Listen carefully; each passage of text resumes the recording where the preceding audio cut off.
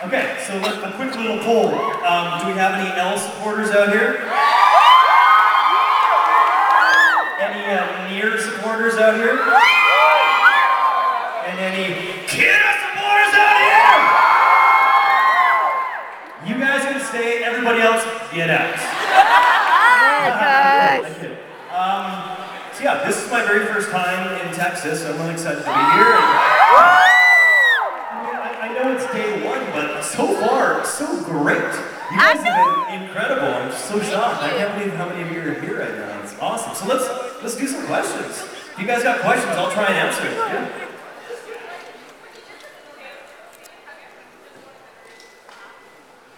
We start with a potato chip question. Okay.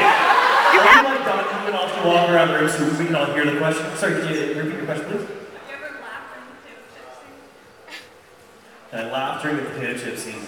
At the time, I took that scene very seriously. It's a pivotal part in the story. And for those of you, here we go. Yay! For those of you who haven't seen the series or haven't made it up to that episode or just don't remember, it's a very important sequence of events that goes a little something like this. I'll take a potato chip and eat it!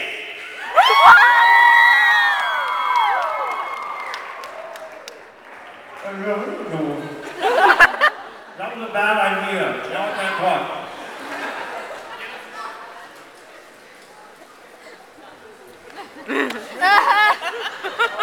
Then wash it down.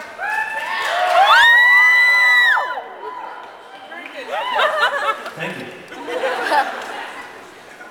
I'm gonna ask him about. I'm gonna ask him to laugh. Okay, I'm gonna ask him about Michael Jackson and Billy Mays. I thought that was kind of a funny line at the time, and I kind of thought it was a cool part of the story because you start to see him going a little bit off. Yes. A little? But I didn't think too much of it until the series came out, and I went to a convention, and people were force-feeding me potato chips. Do the line. Not have a chip. Do the line. I've eaten like 30,000 chips today, and I love potato chips. But enough's enough, you know. It's like 9:30 in the morning. Here, have some chips. Oh, really? My mom would be so unimpressed. Did you have a good breakfast this morning, son? Yeah, potato chips. Yeah, let's have another question. When you did the laugh, did you ever think it was really rude? So typical. We go from potato chips to the laugh. Yeah. We don't have no more questions after that, right? No, not true. Well, we have some more. The laugh, but I think it was weird. Okay, I knew Death Note was already very popular in Japan. I knew it was going to be very popular here too. So I was really excited when I got cast in the series. I tried not to watch too much of the original Japanese because I didn't want to just try and mimic the performance by the Japanese voice actor. He's fantastic. But when it came to the last episode, which has the big laugh, which is crazy when I got like laughter and all that kind of stuff, I must have watched that and do it. Dance monkey. Do it!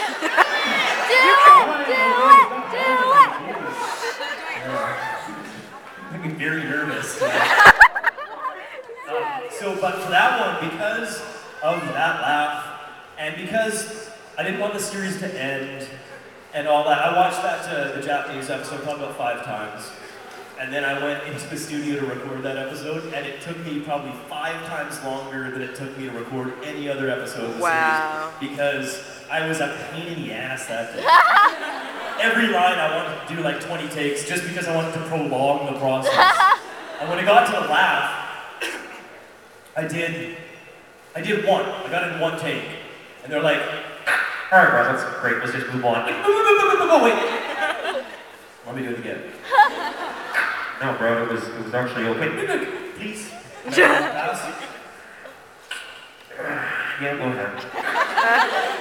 So I did it again. All right, Brad, that was actually better. Let's move on. Wait, can I do one more? I must have done about 6 takes just because I knew people would be talking about it for a while and making me do it forever. Well, I didn't think that, but it turns out that's the case. Do it. So they probably had about 6 or 7 to choose Get from. Do it. And of course, the one that they picked had the totally unintended horse whinny in the middle of it. It goes a little something like this. Hold on for a second. More water. Okay, here's the thing about that. Whoa, there I am. Here's the thing about that laugh. It's one thing when you're by yourself in a booth doing the laugh and nobody's actually looking at you. Aww. It's a whole other thing when you're in a room full of people with cameras trained on your performance and no way to hide. And as much as I wish that this little performance of Monoc Laughter was for you, I know it's for you too.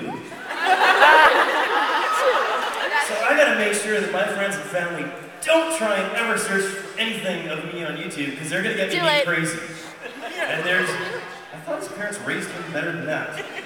Apparently not the case. But anyway, that's what I'm here for, so here you go. Bye. Yay! Thank you.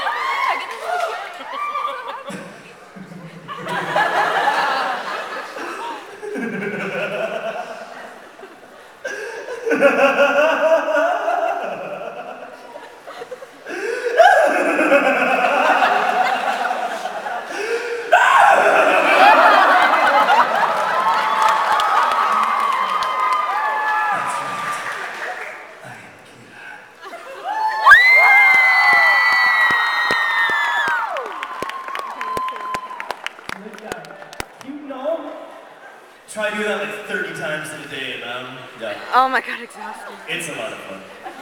Okay, let's have another question. How old were you when you started voice acting? Ooh, excellent question. I started voice acting when I was about 14. Ooh. Yeah, it was weird. Okay, I started off, just to kind of give a broad answer to this question. I started off in acting as many do in theater. Because of my sister. I have a sister who's a year older than me, and basically everything that she did I got jealous of. So she got into theater, I wanted to get into theater too. And at one point we were both in a place called the Vancouver Youth Theater, which was like touring theater productions that were, the cast was all made up of kids. And we build these shows and kind of tour them around. So both me and my sister were in the same touring show at one point, and the theater that we were at, there was an agency right across the street. They would kind of watch the kids that were coming through the theater, and they approached me and my sister at one point and said, "Hey, would you like to join the agency?" We said, "Oh my God, yes, please." And they said they'd start sending us out on, auditions for, film and TV and commercials and all that kind of stuff, and see what happens. So I started off doing on-camera work, so I did some stuff in movies and some TV shows and a couple commercials and things. And then I had my very first audition for a cartoon. And it was a show called My Little Ponytails. Oh! And I got to play a character named Ace, and he was a badass pony. He's a brony! As bad as ponies, as My Little Ponies get, right? But he was a bit of a brat. So that was my very first show, and I think I was, 13 or 14. He's a brony. And then, He's a true brony. not a couple years later, I think I had my first audition for an anime series, and that was a show called Ranma 1/2. It's awesome. People still know that show. And then it's just kind of gone from there. I've been doing it ever since, as much as I can. That's obviously it's the dream job, but I also have a real job. Oh. Which actually isn't too bad. I do graphic design and illustration, so I'm an art guy. Wow, That's that's what I went to awesome. school for and everything, so I like that, but the voice acting is just incredible. So, I'll keep doing it forever. As long as I can get little snippets of work every once in a while, I'll be happy doing that. Okay. 2 summers ago, Michael Jackson was found dead of a heart attack. 4 days later, Billy Mays was found dead of a heart attack. Does light have anything to do with this? They crossed the wrong cat. All I'm gonna say.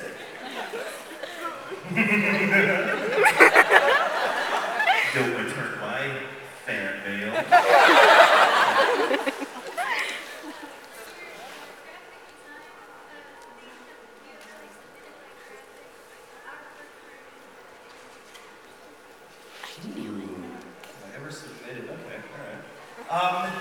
not so much. I dabbled in animation for a little bit, but it was more 3D animation in my last year of college. So, are there any animators out here in general, or people that dabble in animation? My hat's off to you guys. It's so time consuming, right? Yeah. So it's something that I'd love to get back into 3D animation. I have, of course, like probably a lot of voice actors, I have dreams of making my own cartoon. But I would have to have a hand in all the art behind it, right? So it's easier said than done. But I have, because I've drawn my entire life. I never really took any formal art training until I got to college. But I'd always doodled. But you give me a good segue. While we're talking about art, there's a convention in Vancouver, which now I think it's kind of defunct, which is unfortunate. But every year they have a charity auction. So I would submit anime-themed paintings, like 16 by 20 paintings, and I'd sell them off at the charity auction. And, you know, great cause, and we'd raise some money, all that kind of stuff. So I found out a couple days ago that there's a charity auction here on Sunday. Has anybody here? Who's been to the show before? Okay. Have you been to the charity auction before? Okay, cool. Well, we have a charity auction on Sunday. I already saw some of the stuff that's getting submitted for it. It's one-of-a-kind stuff as far as, you know, things that have autographs. There's all sorts of cool stuff. So I decided I had to throw some stuff together. So I brought prints of some of the paintings that I've done in the past for my local auction.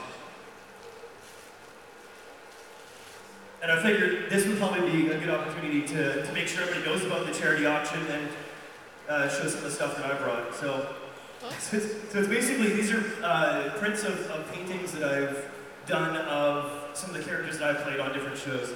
So has anybody seen Gundam Wing? So this is a painting I did of Katra and Sandra from Gundam Wing. Okay, we were just talking about Ranma. Moose, I played Moose and Ranma. Okay. So I got one of those. Are there any Mega Man fans out here? So I got a painting I did of Lan and Cross Fusion Mega Man, because I actually got to play Cross Fusion Mega Man as well as Lan, so that was cool. Okay. Are there any Transformers fans out here? Okay. Are there any Transformers Energon fans out here? That was very polite. Okay, I played a character named Kicker on Transformers, so I got a painting of that. Dragon Ball Z? Come on, baby! Cool. And Death Note. Yay! That's actually what this is from. This was like a scan of a couple of the clothes that were on the painting. I just put them onto a mask so I could be less embarrassed. And also my very first anime that I ever saw was a movie called Akira. Oh my God! So I made, also for the charity auction, I made a plushie. Oh. A creepy little teddy bear that looks like he's Ew. sweating milk or something, and he's got a serpent hand. Oh gosh. So The teddy bear. I am creepy. So I'm going to throw that in the auction too. So thanks for bringing that up. Anyway, so that's Sunday at 2. Open your wallet, open your hearts, and we'll raise some money.